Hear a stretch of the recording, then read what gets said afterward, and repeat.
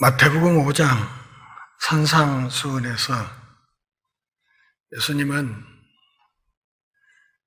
교회를 가리켜 세상의 소금이라 또 세상의 빛이라 그렇게 말씀하셨습니다. 지상교회의 존재, 그 존재의 가장 근본적인 기반이 이 세상이라는 것이고, 교회가 대사회적인 역할을 어떻게 감당해야 하는가를 가르쳐 주신 중요한 말씀이라 생각합니다. 주님의 이 가르침을 함부로 무시하기 때문에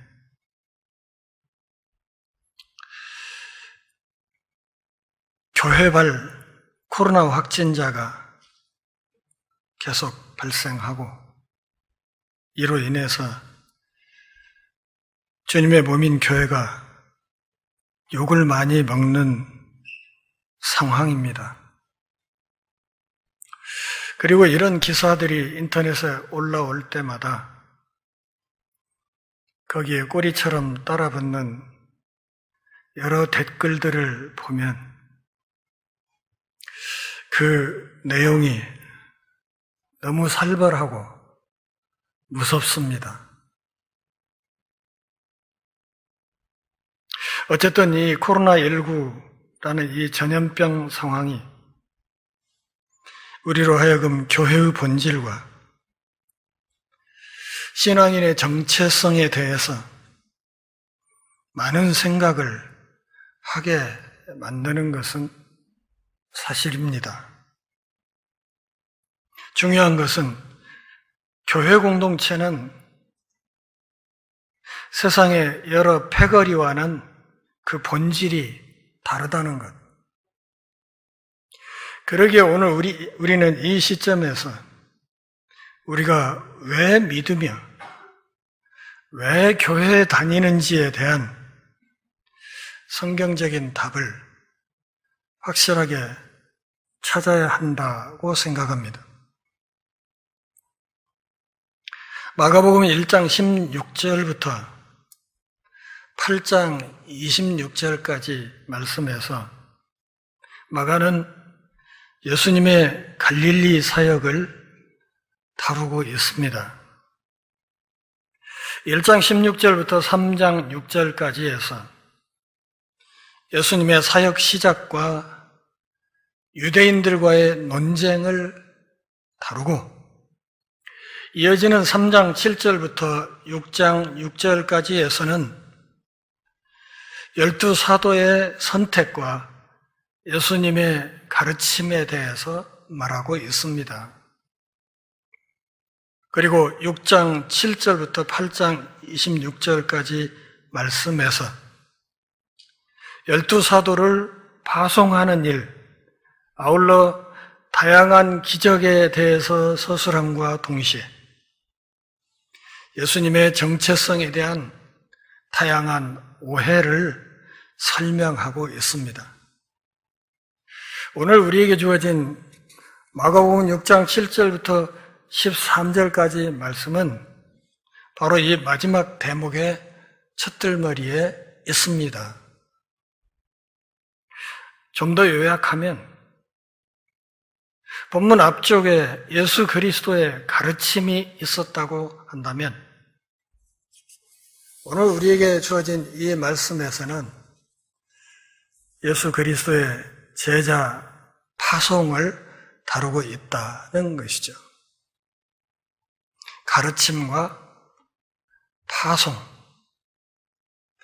12제자를 선택하고 그들을 가르치시고, 그리고 그 가르침 다음에는 그 제자들을 파송하시는 예수님의 이야기를 마가가 다루고 있습니다.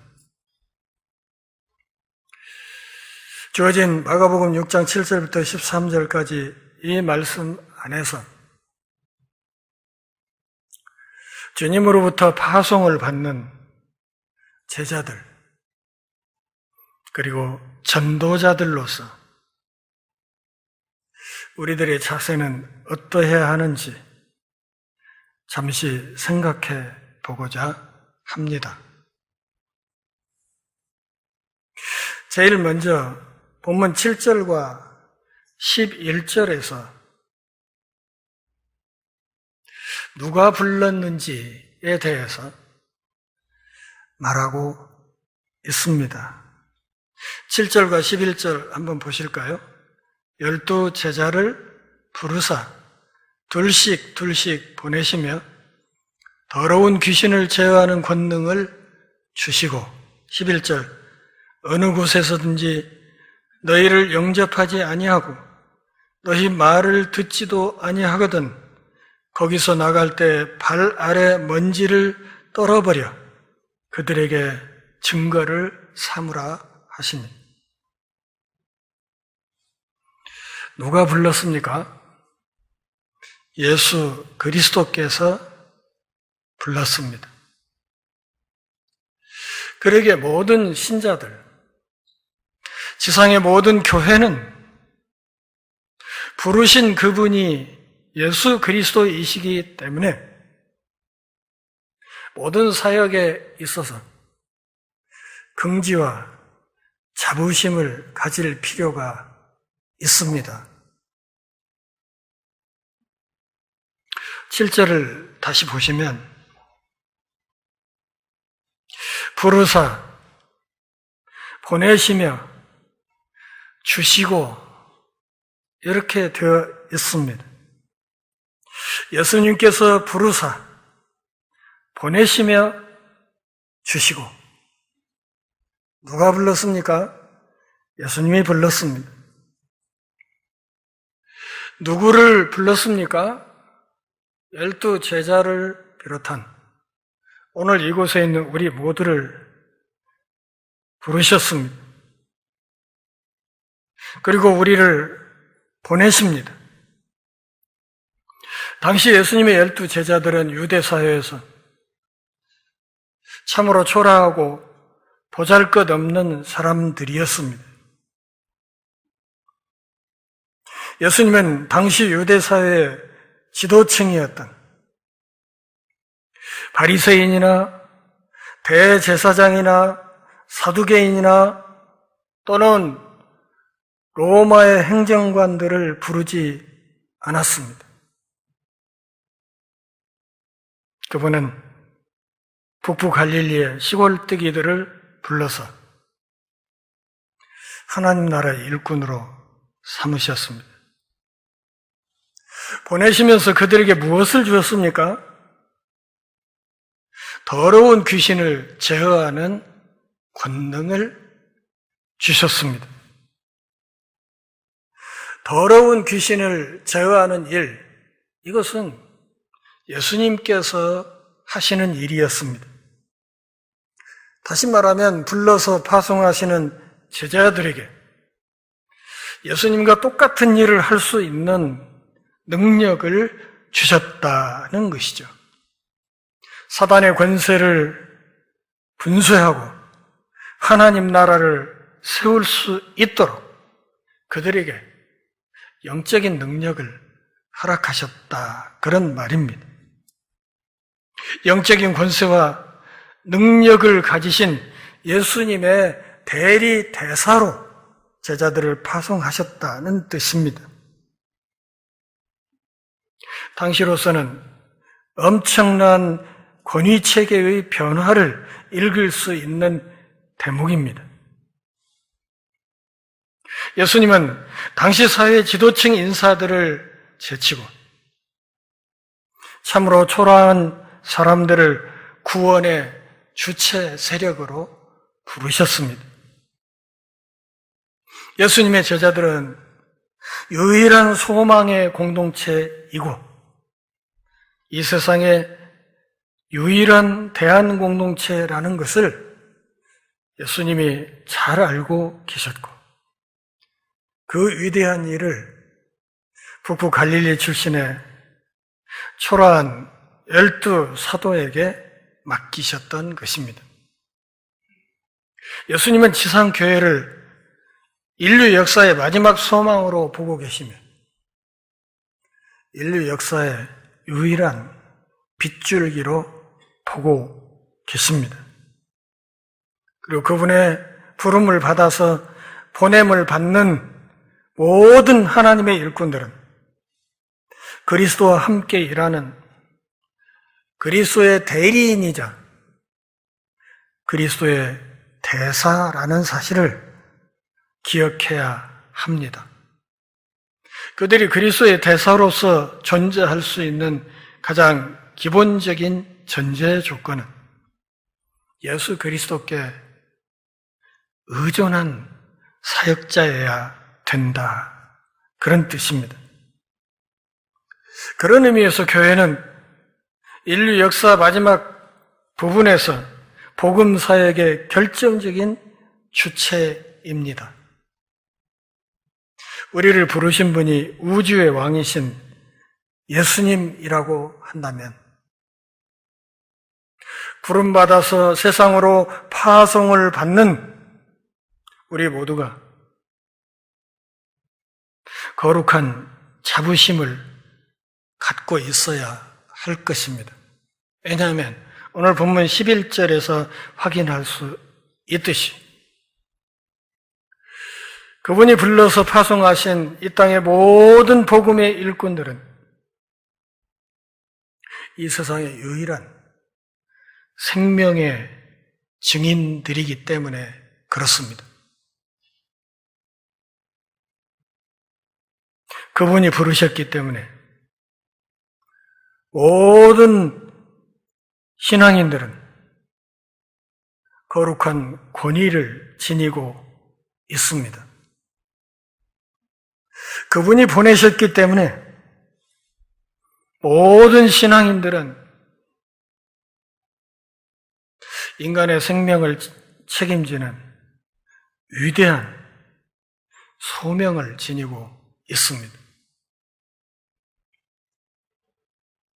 그분께서 권능을 주셨기 때문에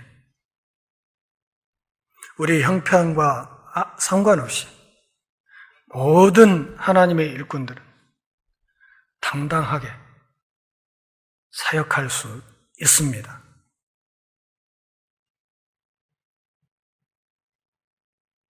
그렇다면 누구를 믿고 일해야 하는가?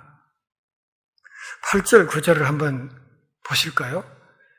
명하시되 여행을 위하여 지팡이 외에는 양식이나 배낭이나 전대의 돈이나 아무것도 가지지 말며 신만 신고 두벌옷도 입지 말라.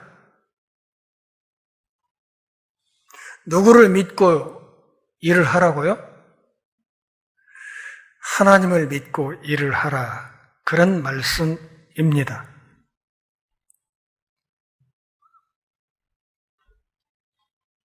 제자들에게 영적인 능력과 권세를 주셨다는 것은 오늘 이 땅에 교회가 수행해야 될 이 사역이 그 본질에 있어서 영적 전투라는 사실을 강조하는 것입니다. 예수 믿는 모든 사람들은 전 인격적인 메시아이신 그분을 믿고 전 인격적인 구원 사역을 펼쳐가야 합니다. 우리가 하는 이 사역이 악한 마귀와의 영적인 전투라는 것이죠. 영적인 전투, 영적인 전쟁이라고 말을 할 때 우리에게 전투 의식이 무엇보다 중요하다 말할 수 있습니다. 아, 내가 지금 전쟁터에 있구나. 전투는 피곤한 것입니다. 먹을 것 다 먹고 볼 일 다 보고 쉬고 싶을 때 쉬고 자고 싶을 때 자고 그렇게 해서는 전쟁을 할 수 없습니다. 만일 그렇게 생활하는 병사가 있다면 이 전쟁터에서 이 병사는 죽은 목숨입니다.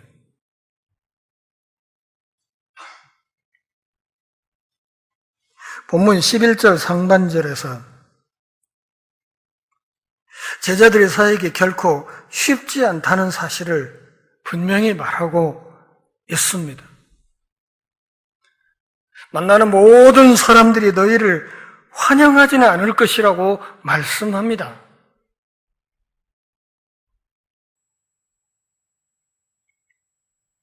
파송받은 예수님의 제자들은 본질상 하나님의 양무리입니다. 양이 늑대 소굴로 들어갑니다.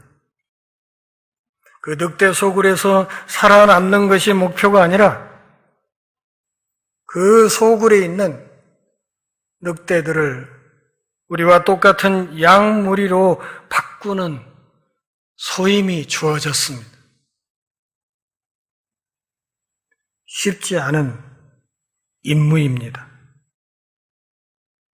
그럼에도 이 일은 대단히 시급한 임무이기 때문에 출발 전에 준비하는 데 너무 많은 시간을 소비하지 말고 최소한의 것만 갖고 달려나가라고 주님께서 말씀하십니다. 명하시되 여행을 위하여 지팡이 외에는 양식이나 배낭이나 전대의 돈이나 아무것도 가지지 말아라. 이 사명이 대단히 긴급하기 때문에 주님의 보냄을 받아서 나가는 모든 일꾼들은 기동력이 그 무엇보다 중요하기 때문에 최소한 내가 허락하는 것 외에는 가지지 말고 나가라. 그럼 누굴 믿고 나가라? 하나님을 믿고 나가라는 것입니다. 주머니도 가지지 말라 그랬습니다. 여기 본문에 있는 주머니는 거지의 상징입니다. 거지들이 언제나 주머니를 들고 다니죠. 거기에 동냥한 거 집어 넣어서 짊어지고 다니려고. 이 말씀은 전도자들이 거지로 보여서는 안 된다고 말씀하시는 것입니다. 우주의 왕이신 분의 보냄을 받는 이 자부심을 지닌 하나님의 백성들이 세상 앞에 거지처럼 보여서는 안 된다는 것입니다. 그것이 바로 지팡이 외에는 하는 이 말의 속뜻입니다. 지팡이 하면 떠오르는 성경 구절이 하나 있죠. 출애굽기 12장 11절 한번 같이 읽어 보실까요? 너희는 그것을 이렇게 먹을지니 허리에 띠를 띠고 발에 신을 신고 손에 지팡이를 잡고 급히 먹으라. 이것이 여호와의 유월절이니라. 유월절 절기를 지킬 때 양고기를 불에 구워서 머리와 다리와 내장까지 무교병과 쓴나물과 함께 먹되 그것을 급히 먹어라. 출애굽 당시 이스라엘 백성들이 급히 홍해를 향해 출발했던 것처럼 그렇게 급히 먹으면서 유월절 절기를 지키라고 그렇게 말씀하시는 것입니다. 손에 지팡이를 잡고 그러기에 예수님께서 말씀하시는 이 지팡이 역시 출애굽 사건을 머릿속에 두고 하시는 말씀입니다. 손에 지팡이만 잡고 무조건 나서는 이 길, 이게 광야의 삶일 것이라는 것이지요. 그럼에도 광야로 나가는 이 삶이지만 거지처럼 보여서는 안 된다 이렇게 말씀하시는 것입니다.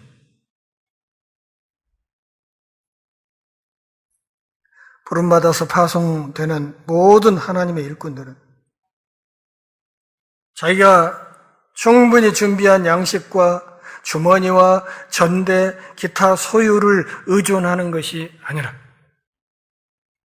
그 광야길에서 내내 함께 하시면서 구름기둥과 불기둥으로 함께 가시면서 만나를 내리시는 그 하나님을 철저히 신뢰해야 된다고 말씀하는 것입니다.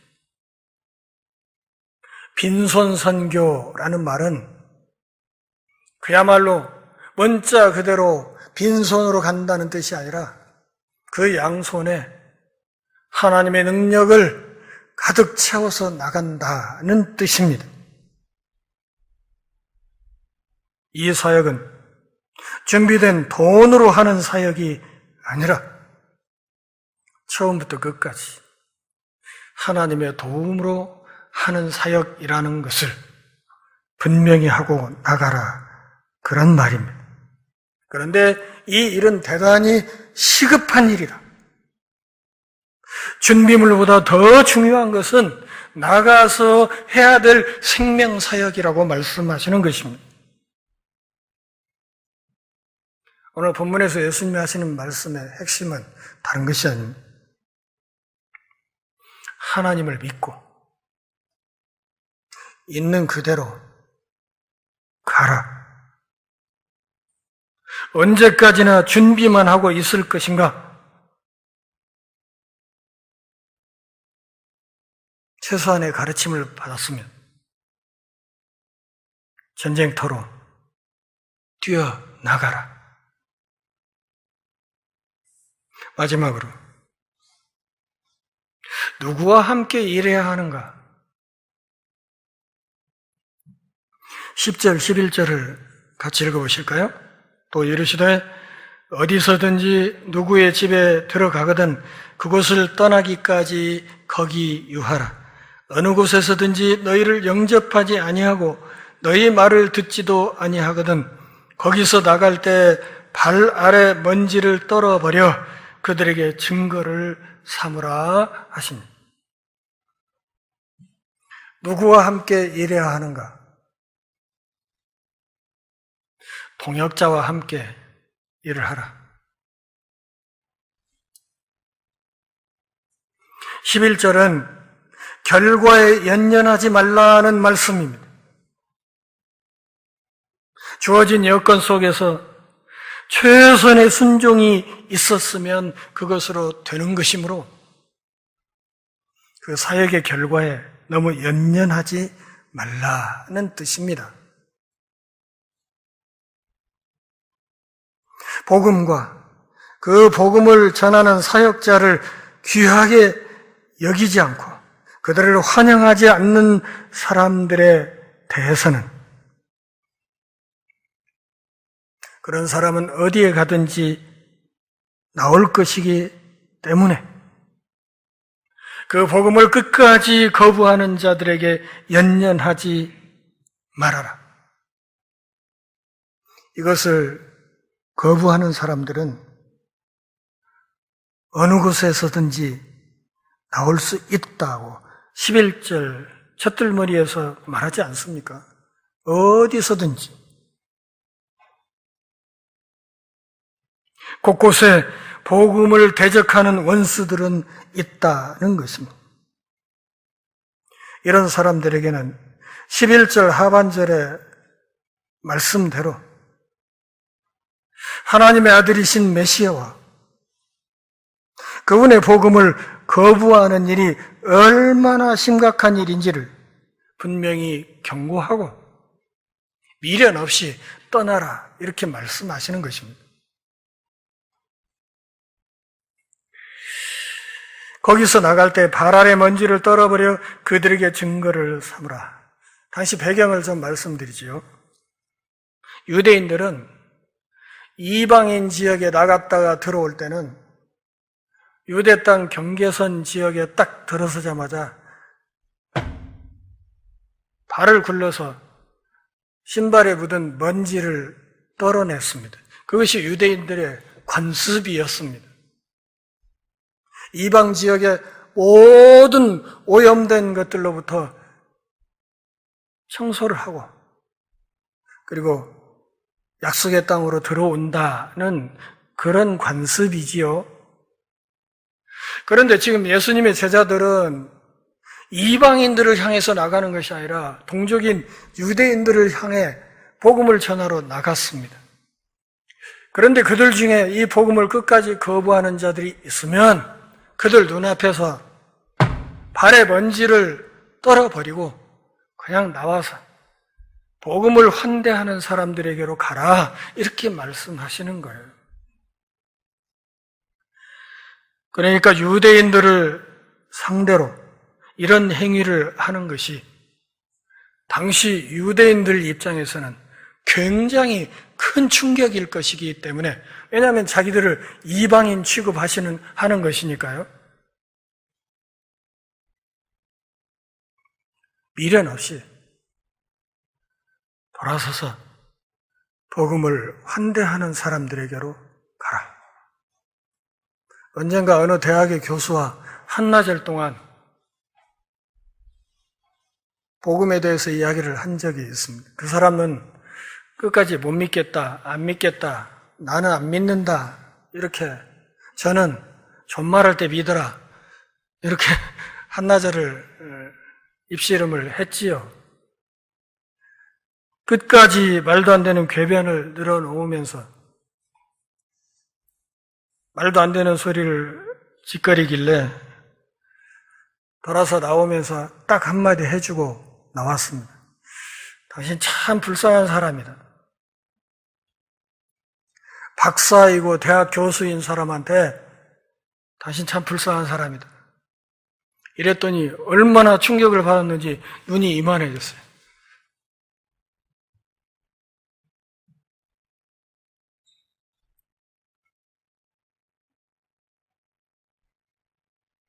복음을 따뜻하게 영접하는 사람을 신뢰하고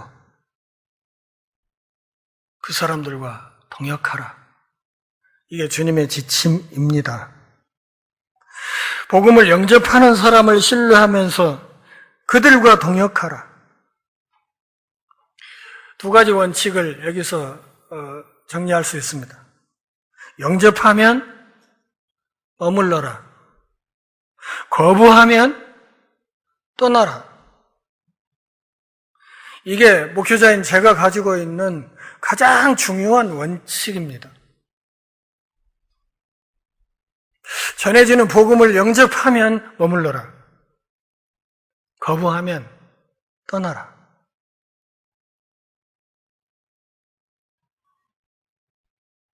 이것은 사역자들이 철새가 되어서는 안 된다는 뜻도 내포하고 있습니다.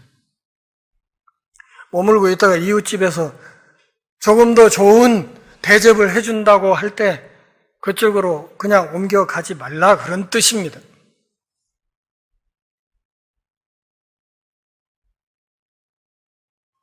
저에게 왜 손짓이 안 왔겠습니까?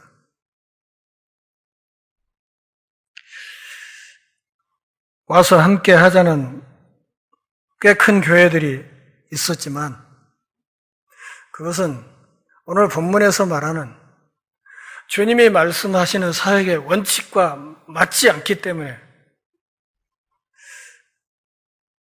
두 번 생각할 필요가 없겠다고 생각하고 그곳에 친밀하게 지내는 선배들을 추천해 드렸습니다.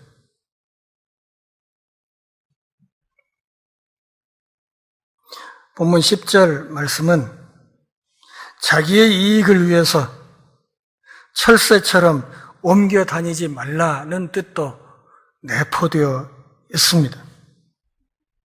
더 나은 사역 조건을 찾아서 여기저기 떠돌지 말라는 뜻이 담겨 있는 것입니다. 다만 복음의 사각지대가 있어서는 안 되기 때문에 복음을 따뜻하게 환영하는 사람들을 섬기기에도 시간이 부족하기 때문에 복음을 거절하는 자들에게, 그것을 끝끝내 받아들이지 않는 자들에게 너무 많은 시간과 정력을 소비하지 말라는 가르침입니다. 다만 이 복음을 따뜻하게 받아들이고 사역자를 환영하는 사람, 진리를 갈구하는 사람들, 이런 사람들을 믿고 그들의 도움을 받으면서 그들과 동역하라고 주께서 말씀하십니다. 하나님을 믿고 하나님의 은총을 사모하는 사람들의 도움을 감사함으로 받으면서 이 사역을 지속하라, 이렇게 말씀하시는 것이지요. 본문을 전체적으로 다시 조금 정리하면 예수님은 제자들을 이 세상에 부자로 만들기 위해서 오시지 않았다는 것. 두 번째로, 제자들은 자신의 준비가 아닌 하나님의 권능을 의존하고 서 있어야 한다는 것. 마지막으로, 주님의 분부대로 하나님 나라의 이 복음을 전파하는 일에 최선을 다해야 한다는 것을 말씀하고 있는 것입니다. 말씀을 정리하겠습니다. 12절, 13절 같이 읽어 보실까요?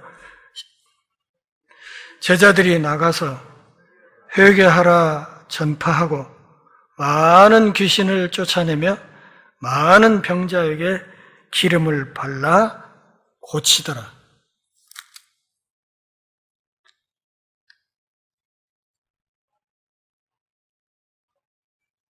14장 앞부분 잠깐 더 보겠습니다. 이에 예수의 이름이 드러난지라.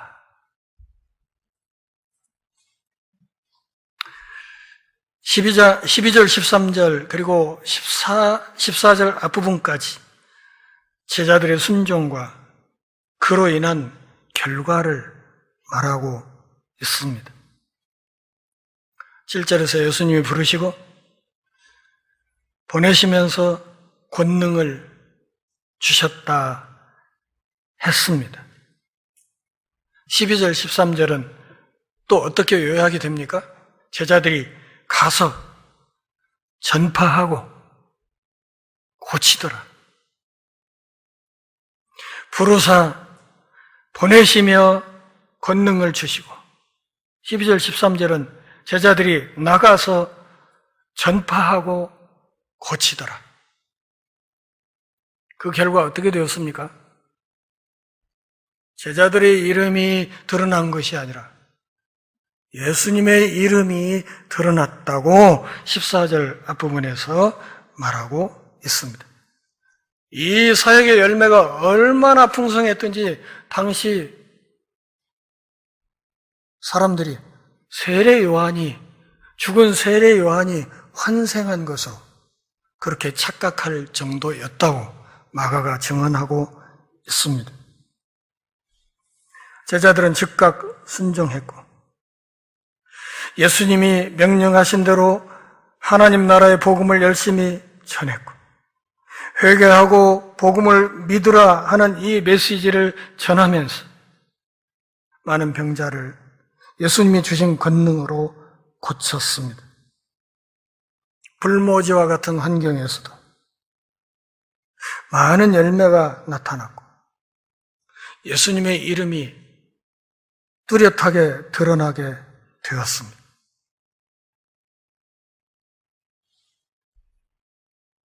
예수님이 직접 하신 일과 똑같은 열매가 나타났던 것입니다.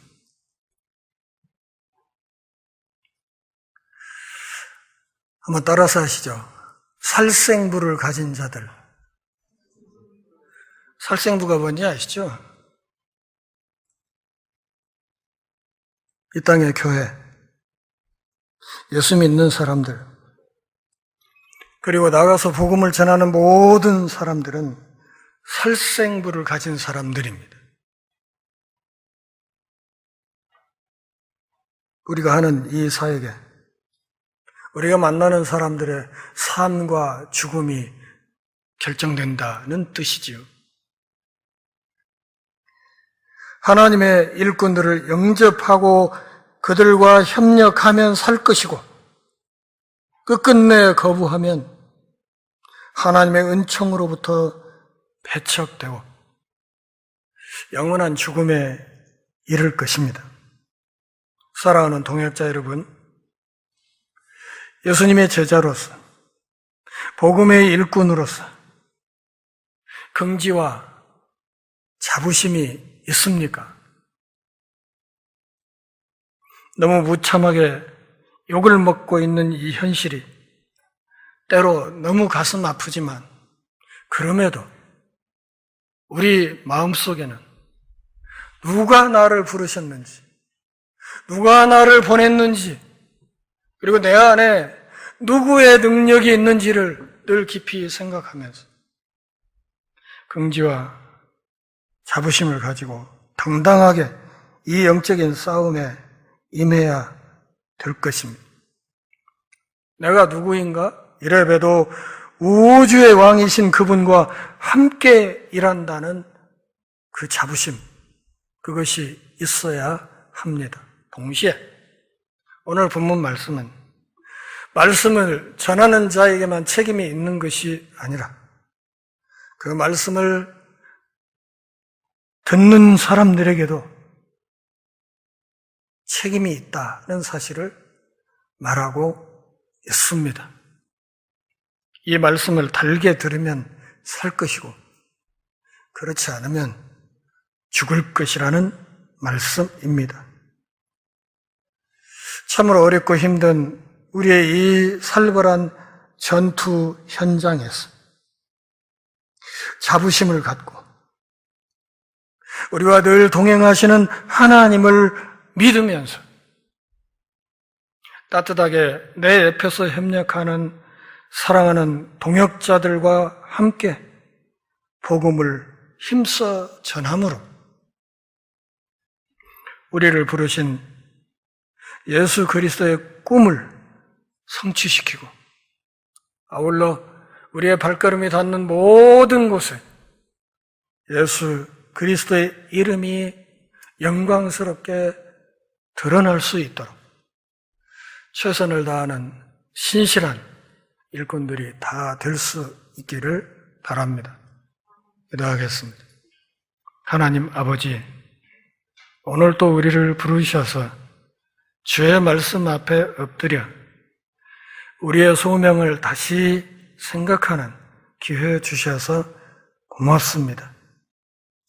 예수 믿기 힘들고 예수 믿는 일이 너무 가슴 아픈 우리의 현실을 주께서 이미 아시오니 우리를 불쌍히 여기셔서 우리에게 새로운 용기와 희망을 주시고 담력을 주셔서 이 도도한 세속의 어두움과 당당하게 맞서 싸우는, 그래서 어둠을 물리치고 우리 발걸음 닿는 모든 곳에 예수 그리스도의 이름을 널리 드러내는 능력 있는 하늘 백성들, 십자가의 용사들 다 되게 하옵소서. 우리 생명의 주인 되신 예수님의 이름으로 기도합니다.